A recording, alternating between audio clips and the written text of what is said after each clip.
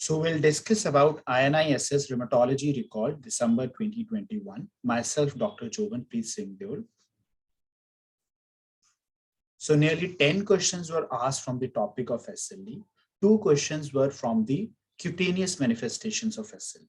One of them was, which of the following is not included in subacute cutaneous lupus erythematosus? Tan-like lesions, vesiculobullous annular lesions, butterfly rash, and psoriasiform lesions. So butterfly rash, which is also called as malar rash, is actually a acute cutaneous manifestation. Rest all are subacute cutaneous lupus lesions. Okay. So if we look at the modified Gilliam classification of lupus specific skin lesions, so acute cutaneous lupus erythematosus include malar rash, generalized acute cutaneous lupus erythematosus rash, tan-like ACLE, and bullous lupus erythematosus. While subacute cutaneous lupus erythematosus include annular lesions, papillosquamous or psoriasiform lesions, vesiculobullous annular lesions, and tan-like lesions. And chronic cutaneous lupus erythematosus include classical discoid rash, mucosal discoid rash, hypertrophic discoid rash, lupus paniculitis, lupus tumidus, chilblain lupus, and lichenoid discoid lupus erythematosus rash. The second question is, which of the following is not a feature of neonatal lupus? So leukopenia and thrombocytopenia may occur in a neonatal lupus. Transaminitis, hepatomegaly, and cholestasis also occur in a neonatal lupus. And it is associated with anti-Rho and anti-La antibodies. So the incorrect statement was, neonates lacking cardiac involvement are likely to evolve into full-blown lupus in future. So this is as given in the standard textbook of rheumatology, Callies. Neonatal lupus, it results from transplacental passage of maternal anti-Rho and anti-La antibodies. The most severe complications include congenital complete heart block and cardiomyopathy. Rash is a typical feature. It is annular rash, classically occurs in periorbital area. It occurs within 4 to 6 weeks of life and resolved by 6 months of age. Hepatic manifestations can be seen in the form of hepatitis, cholestasis, and cirrhosis. Hematological manifestations like thrombocytopenia, hemolytic anemia, and leukopenia can occur. Neurological complications can also occur. So among these options, the D statement was wrong. Rest of the statements were correct. There was another question regarding the congenital heart block, which is the true statement. First degree heart block always progress to complete heart block. This is a wrong statement, because it may or may not. Complete heart block is reversible with steroids. So it is clear-cut given in Callies that complete heart block is often irreversible with steroids. While first or second degree heart block may reverse with steroids, but complete heart block is often irreversible. IVIG was effective in preventing neonatal lupus. So this is again a wrong statement. HCQ associated with reduced risk of cardiac neonatal lupus. It was the only correct statement among these options. That's why HCQ has to be continued during the pregnancy. So D was the correct answer. So this is as given in Callies. Maternal HCQ therapy has been associated with reduced risk of cardiac neonatal lupus. Use of IVIG has not shown to be effective in preventing neonatal lupus. Complete heart block is irreversible even with treatment, and first or second degree heart block may or may not reverse with treatment. So there were 2 questions regarding the neonatal lupus. There was another question which was about the late onset lupus. So which is not true.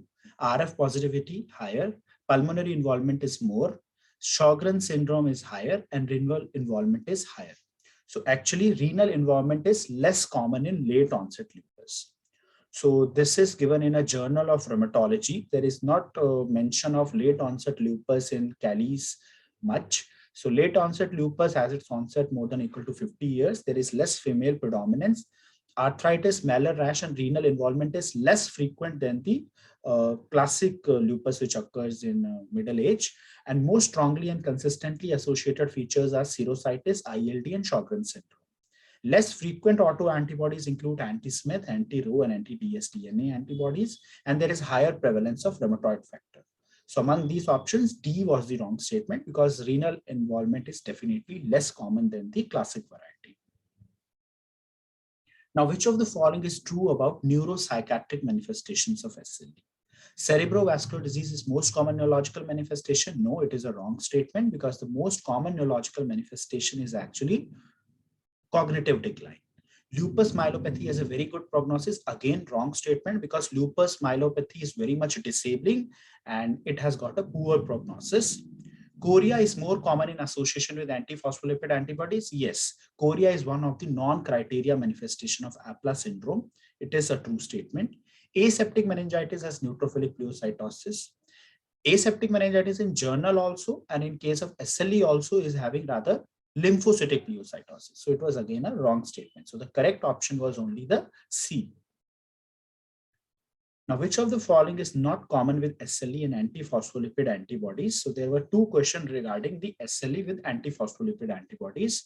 So among these options, autonomic neuropathy has not been mentioned anywhere to be associated with antiphospholipid antibodies, while the others, cerebral venous sinus thrombosis, transverse myelopathies, and cerebral hearing loss, they can occur in association with antiphospholipid antibodies. So this is the list given in Hochberg that these conditions have a higher tendency to occur when the SLE is associated with antiphospholipid antibodies. It includes stroke and TIA, cognitive dysfunction, chorea, transverse myelopathy, seizures, cerebral venous sinus thrombosis, sensorineural hearing loss, white matter hyperintensity mimicking MS, and ocular ischemic events. Now, another question was ANA testing is done by which method? So it was a straightforward question. ANA testing is done with indirect immunofluorescence using HEP2 cells. Now, which of the following is useful for the treatment of SLE? Anifrolumab, secukinumab, ixekizumab, and risankizumab. So anifrolumab is recently approved for the treatment of SLE, while the other drugs do not have a role in SLE. So this was the FDA approval for anifrolumab in patients with lupus in October 2021. So it actually targets the interferon alpha beta. As we all know, SLE is an interferonopathy. So this drug actually targets the interferon. Now, which of the following is not a cause of erosive arthritis? So among these options, SLE was the best answer because rest of them are definitely associated with erosions. SLE is not an erosive arthritis, but strictly speaking, but in ultrasound, we can have erosions in 10 to 50% of patients. While in plain radiography, it is usually non-erosive, okay? But rest, because they are definitely associated with erosion, so SLE would be the best answer. Now, there were two questions regarding the drugs which can be given in pregnancy and which cannot be. So one of them was drug which has to be stopped in pregnancy. So among these options, MMF has to be stopped in pregnancy because it is teratogenic. It is associated with EFMO syndrome. Okay. Rest all can be given in pregnancy. There was another question that which of the following can be given in pregnancy. So MMF, cyclophosphamide, and methotrexate are teratogenic, so they don't have they are not to be given. Only cyclosporin A is the one which can be given among these options. So this is the table from Cali which mention about the rheumatic disease medication which can be given during pregnancy. So there is minimal risk with HCQ, sulfasalazine, IVIG, heparin, and low dose aspirin. So they can be safely given.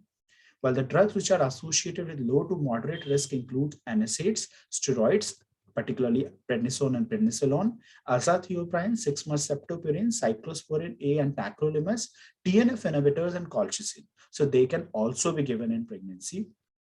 While the drugs like methotrexate, leflunomide, cyclophosphamide, MMF, and warfarin are associated with high risk, they are considered to be teratogenic, so they don't have to be given. While the drugs which have an unknown risk includes rituximab, abatacept, tocilizumab, anakinra, belimumab, and tofacitinib. So these were the questions. So there were some 12 questions on SLE. One of the other question was regarding the cutaneous manifestation of SLE. I didn't get the options regarding that. So now we are talking about the questions which were asked from RA. So there were some 4 to 5 questions which was asked from rheumatoid arthritis. Which of the following is not a true statement about rheumatoid factor? It is directed against FC portion of IgG, true. The positivity in 70 to 80% of RA patients, again, true statement. Positivity in 20 to 30% of SLE patients. Cali mentioned it to be 18%. So yes, there are some articles which also mention it to be higher to the tune of 20 to 30%. So this is again true statement. Rheumatoid factor decline with therapy and reliably reflect disease activities is a false statement. It may fluctuate with disease activity, but it is not a reliable marker of disease activity, and it need not decline with therapy. It may or it may not. So D was the false statement among these options. Now, the another question was regarding the rheumatoid arthritis associated interstitial lung disease. Organizing pneumonia not seen in RA, it's a false statement. Most common HRCT pattern is NSIP. Again, a wrong statement because the most common HRCT pattern is UIP. RA-associated IPF has worse prognosis than idiopathic pulmonary fibrosis or UIP. That is again a wrong statement. Subclinical ILD is seen in 30% on top of 10% overt cases. So this was the only true statement among these options. So this is as given in Callies and Hochberg. UIP is the most common pattern seen on HRCT. The clinical features and course of pulmonary fibrosis in RA have been reported to be similar to IPF, but response to immunosuppression was better. So this is the again a statement given in Hochberg. Cryptogenic organizing pneumonia in patients with RA generally responds to glucocorticoid treatment and often has a good prognosis. So definitely cryptogenic organizing pneumonia does occur in RA. So this was the only correct statement among these options. Now, there was another question regarding the rheumatoid vasculitis, which is a false statement. It is increasing in recent times. Circulating immune complexes associated with low complements and cryoglobulins may be seen. So among these, the only wrong statement was first one, because rather it has drastically reduced in recent times, the incidence of rheumatoid vasculitis, because of early initiation of treatment and better diagnostics. So this is as given in Kelly. An important clue to development of rheumatoid vasculitis is low complements with associated circulating immune complexes and cryoglobulins. The prevalence of rheumatoid vasculitis have decreased substantially in recent years. Now, there was another question regarding the rheumatoid nodule. So granuloma annulare is histologically distinct from rheumatoid nodule. So this was the false statement among these, because there is a table given in Cali which clearly says that granuloma annulare is histologically identical to rheumatoid nodule. Rheumatoid nodule has central necrosis with palisading fibroblasts. So this is actually called as necrobiosis. So this kind of histology is not unique to rheumatoid nodule, because granuloma annulare and necrobiosis lipoidica. So these three conditions have identical histology. When present and histologically confirmed, pathognomic for rheumatoid arthritis, again a true statement. Rheumatoid nodules are a form of small vessel vasculitis, again a true statement. So only incorrect statement among these were the first one, because it is histologically identical to rheumatoid nodule. So this was another question on the drug therapy in rheumatoid arthritis. A patient was started on methotrexate once a week for RA recently. Patient developed odynophagia, painful oral ulcers, pancytopenia, transaminitis. Renal function was normal. What is true for this patient? So as we can see that this condition most likely appears to be methotrexate induced toxicity, which may be because the patient must have taken it daily or because of the inappropriate dosing, or patient may not been given folic acid along with the methotrexate. So what is true? This is a case of SLE with MAS? No. Start this patient on IV MPS considering MAS? No. MAS is macrophage activation syndrome. So in macrophage activation syndrome, we can have pancytopenia, we can have transaminitis, but odynophagia, painful ulcer, they suggest the methotrexate-induced stomatitis. Never reintroduce this drug again. It is again a wrong statement. Stop methotrexate and give IV leucovorin. That would be the best answer among these options. So methotrexate toxicity, this is taken from Callies. Some of the toxicities of methotrexate are dose dependent, appear to be related to folate deficiency and respond to folate replacement. So these include stomatitis, nausea, and bone marrow depression.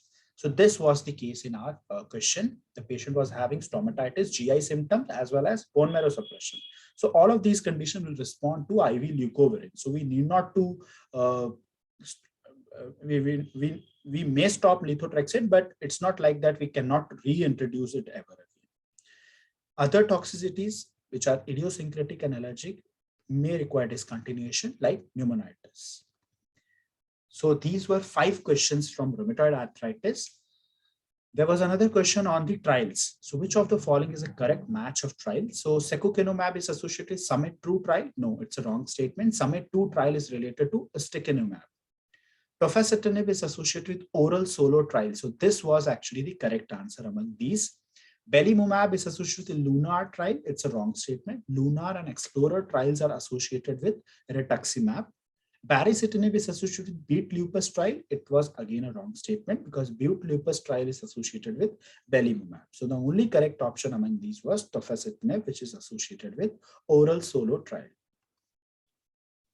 Now, pericapitate ankylosis is seen with rheumatoid factor negative polyarticular JIA, oligoarticular JIA, enthesitis related arthritis, and systemic JIA. So the correct answer was systemic JIA. Pericapitate ankylosis is seen with adult onset Still's disease or systemic JIA. So this was a straight away question, and actually I couldn't find it in CALIS, but it is well there in the literature that pericapitate ankylosis is classically associated with systemic onset JIA and or systemic adult onset Still's disease. So there were two questions on GIA. Another question was, which of the following is not an exclusion criteria for polyarticular GIA? So this was a pretty easy question because they have asked for the exclusion criteria. So the very first statement, the very first option which was given was involvement of 5 or more joints. So that is actually the inclusion criteria. That is actually the inclusion criteria for polyarticular GIA. Rest all were exclusion criteria. Arthritis is an HLA-B27 positive male beginning after 6th birthday. Psoriasis or a history of psoriasis in patient or first degree relative. History of acute anterior uveitis in first degree relative. So it was a pretty easy question if you look into the frame of question carefully, because they are asking for the exclusion criteria and the first statement was actually a inclusion criteria. So this is what is given. Arthritis affecting 5 or more joints during the first 6 months of disease and RF is negative is the exclusion criteria, and rest are exclusion criteria, which include psoriasis, HLA-B27, ankylosing spondylitis, enthesitis related arthritis, sacroiliitis, Ritter syndrome, acute anterior uveitis in the patient or in the first degree relative. RF positivity was an exclusion criteria, and presence of systemic JIA was again an exclusion criteria. So there were 2 questions on GIA, there were 5 questions on rheumatoid arthritis and 1 question on trials. Now there was only 1 question on scleroderma. Which of the following is not a treatment for scleroderma associated ILD? So among these options, cyclosporin was not at all indicated for scleroderma associated ILD. Actually, I have this question was not being covered. This SSC associated ILD, these treatment options were not covered in CALIS or Hochberg. So from up to date, I have find this reference. The initial agent of choice, the best would be MMF followed by cyclophosphamide or tocilizumab or azathioprine. Maintenance therapy could be with MMF, azathioprine or tocilizumab. For progressive disease, nintedanib has been FDA approved. Rituximab, lung transplantation can be chosen. So the only treatment option which has nowhere mentioned to be an option for treating SSC associated ILD is cyclosporin. Now from seronegative spondyloarthritis, we have 2-3 questions. One of them is, which of the following is not a feature of seronegative spondyloarthritis? Strongly associated with HLA-B27, true. Negative for RF, rheumatoid factor, true. Associated with anterior uveitis, again true. Symmetrical arthritis. So this was actually the wrong statement, because seronegative spondyloarthritis, which includes ankylosing spondylitis, psoriatic arthritis, reactive arthritis, and enteropathic arthritis, actually they are associated with asymmetrical oligoarthritis. Okay, so this was the false statement here, because in seronegative spondyloarthritis we do encounter asymmetrical oligoarthritis. Now, which of the following is true about ankylosing spondylitis? Acute anterior uveitis is most common extra-articular complication. It's a true statement. Upper lobe lung fibrosis occurs in first decade. It's a wrong statement because it usually occurs in second decade or later. Amyloidosis is most common renal involvement. Wrong, because amyloidosis is rare, while the most common renal involvement is actually IgA nephropathy. Atlantoaxial subluxation not seen with ankylosing spondylitis, again a wrong statement, because atlantoaxial subluxation has been well described in ankylosing spondylitis. So the only true statement among these were the first one. So this is taken from Cali's extraskeletal manifestation of Angstrom. Acute anterior uveitis is most common extra-articular manifestation occurring in 25 to 30% of patients. Fibrosis of upper lobes of lungs appearing on average 2 decades after the onset of ankylosing spondylitis. IgA nephropathy has been reported in many patients with ankylosing spondylitis, while amyloidosis is a rare complication. As in RA, atlantoaxial joint subluxation, atlanto-occipital subluxation, and upward subluxation of axis may occur in ankylosing spondylitis. So the first option was the only true statement. There was another question on spondyloarthritis, which was regarding the treatment, which is the true statement. Sulfasalazine reduces the flare rate of uveitis. It is actually the true statement among these options. TNF inhibitors are first-line treatment. No, the first-line treatment are NSAIDs. Third statement was no role of NSAIDs. Wrong. Methotrexate and sulfasalazine should be given for axial SpA before TNF inhibitors. Methotrexate and sulfasalazine has only role in the peripheral SpA. Okay, they do not have any role in the axial SpA. So the correct statement was the first statement, and this statement is clear-cut given in Cali's. So treatment of spondyloarthritis, NSAIDs, physiotherapy, and patient education are first-line therapy. TNF inhibitors are actually second-line therapy, are effective to treat the signs and symptoms in moderate to severe disease. Evidence is lacking that any of conventional DMARDs, including sulfasalazine and methotrexate, inhibit the inflammation seen in spine and enthesis in AS, ankylosing spondylitis. So they do not have any role in axial disease. They have a role in peripheral disease. 2 studies have shown that sulfasalazine reduces the flare rate of uveitis. So this was the true statement among these options. Now, which of the following is not true about Casper criteria for psoriatic arthritis? Negative rheumatoid factor by latex agglutination test. So this was actually the false statement, because we want negative rheumatoid factor by the ELISA or the nephelometry. Okay. Rest all are included in Casper's criteria: the neurological evidence of juxta-articular newborn formation, current or history of psoriasis, or dactylitis. So the only false statement was negative RF by latex agglutination test. Definitely we want negative rheumatoid factor, but by ELISA or nephelometry. So this is the Casper criteria. And the important point to remember is the radiological evidence of juxta-articular newborn formation excluding osteophytes, and negative test for rheumatoid factor should only be by ELISA nephelometry, right? There is no role of latex agglutination. So we were having 4 questions from seronegative spondyloarthritis. Now from inflammatory myositis, again, we have 3 questions. First is, which of the following is true statement about juvenile dermatomyositis versus adult dermatomyositis? Calcinosis and lipodystrophy more common with JDM. So this is actually the true statement. Calcinosis, cutaneous ulceration, lipodystrophy, and GI ulceration is more common with JDM in compared to adult dermatomyositis. Anti-P155 antibody, which is also called as anti-TIF1 gamma antibodies, are actually associated with malignancy in adults, not in children. And juvenile dermatomyositis has actually a better prognosis than adult dermatomyositis.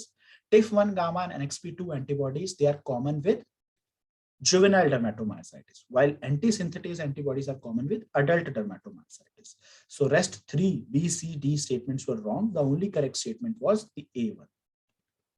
So this is as given in Cali's. Anti-TIF1 gamma and anti-MJ antibodies are most prevalent in JDM compared with adult DM. Anti-MJ is actually anti-NXP2 only. Calcinosis, cutaneous ulceration, and lipodystrophy are more common in juvenile cases than in adults. 2 myositis-specific autoantibodies are associated with dermatomyositis and malignancies in adults: anti-TIF1 gamma and anti-NXP2. So the point is that anti-TIF1 gamma and anti-NXP2 are very frequent in JDM, but they are not associated with malignancy in children. They are associated with malignancy in adults. In children, prognosis is generally favorable. Now there was another question: the pattern of membrane attack complex deposition in inclusion body myositis is. So actually the correct answer was MAC deposition is not seen with IBM. MAC deposition is a feature of dermatomyositis. So this is the table given in Cali's, which mentioned that the vascular membrane attack complex is only seen in dermatomyositis or necrotizing myositis. It is not seen with polymyositis or inclusion body myositis. So this question was from the table of Cali's. So other question from inflammatory myositis was, avoid palatal erythematous patch is seen with which antibody? Anti-TIF1 gamma, anti-MDA5, anti-NXP2, anti-Me2. So the correct answer was actually anti-TIF1 gamma. And again, this question was from a table in Hogberg, which mentions that anti-TIF1 gamma is associated with erythematous patch and posterior hard palate. Okay. Now we'll move on to the questions which were asked about the vasculitis. So we were having some 4 questions on vasculitis. Which of the following is not true about PACNS? It is more common in males, true. It is associated with chronic insidious headache, true. Lobar hemorrhage is rare, true. MRI usually normal. This is a wrong statement because normal MRI is a rare finding in PACNS. So this table is given in Callies, which mentioned that the PACNS has a clear male predominance. CSF is often abnormal. And MRI to be normal is a rare finding, very rare finding. And the headache pattern is insidious chronic headache. Now, which of the following is not true about Hinoch-Schönlein purpura? Renal involvement is seen in 1/3 of children. So it's a true statement. Hogberg mentioned 20 to 60% range. So this was a true statement. Beta hemolytic streptococcal infection is a risk factor. Yes. Most common vasculitis in children, true. Prophylactic glucocorticoids reduce the risk of developing nephritis. So it was a wrong statement. So there is no role of prophylactic glucocorticoids. So Callies mentioned that HSP is the most common pediatric vasculitis. IgA-bound streptococcal M protein deposits have been found in skin and kidneys of patients with HSP. So there is a link between beta hemolytic streptococcal infection and HSP vasculitis. Renal involvement is described in 40 to 50% of children with HSP. According to Hogberg, this range is 20 to 60%, so that the 1/3 is an acceptable option. Prednisone has been found to reduce abdominal pain and arthritis symptom, but there is no indication that it reduces purpura or prevents the progression of nephritis. This is as given in Callies. And Hogberg says that there is good level of evidence that use of steroids early in the course of disease does not prevent the development of nephritis. So there is no role of glucocorticoids, prophylactic glucocorticoids, as it is not associated with reduction in risk of developing nephritis. Now, apart from these, there was a question on Behçet's disease. Which of the following is false about treatment of Behçet's disease? Cyclosporin is indicated for neurobehçet. So this was actually a false statement. Rest of all were correct options. Colchicine is definitely indicated for mucocutaneous manifestation. Immunosuppression is indicated for angio-Behçet's, and there is a role of apremilast in Behçet's disease. So as for the modified EULAR 2008 recommendation, this is given in Callies. Cyclosporin A should not be used in Behçet's disease patient with CNS involvement unless it is very necessary for intraocular inflammation. For the management of DVT in Behçet's, immunosuppressive agents are recommended. And also for the management of arterial aneurysms, you have to give immunosuppressive agents. So there is clear-cut role of immunosuppressive agents in the angio-Behçet's. Oral colchicine can decrease the risk, size and frequency of mucocutaneous lesions. Colchicine should be preferred when the dominant lesion is erythema nodosum. So it has a role in mucocutaneous manifestations. And apremilast has recently been found to decrease the number and pain of oral ulcers in addition to improving overall disease activity. So apremilast does have a role in Behçet's, apart from psoriatic arthritis. Now, there was, this was a fifth question on the vasculitis. Which of the following is not true about DADA2 syndrome? So DADA2 is deficiency of adenosine deaminase 2 syndrome. TNF inhibitors are actually the first-line treatment and the drug of choice. The wrong statement was actually the second option because it is the monogenic cause of polyarthritis nodosa. It's a monogenic disease.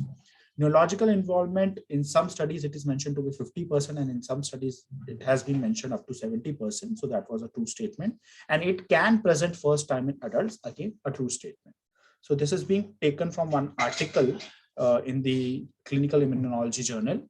DADA2 is the first molecularly described monogenic vasculitis syndrome. First-line treatment is TNF inhibitors. Adult onset has also been described with the oldest patient presenting at age 59 years. 50% patient experience one or more neurological events according to this journal, but the neurological events has been reported to the tune of 70% in some studies.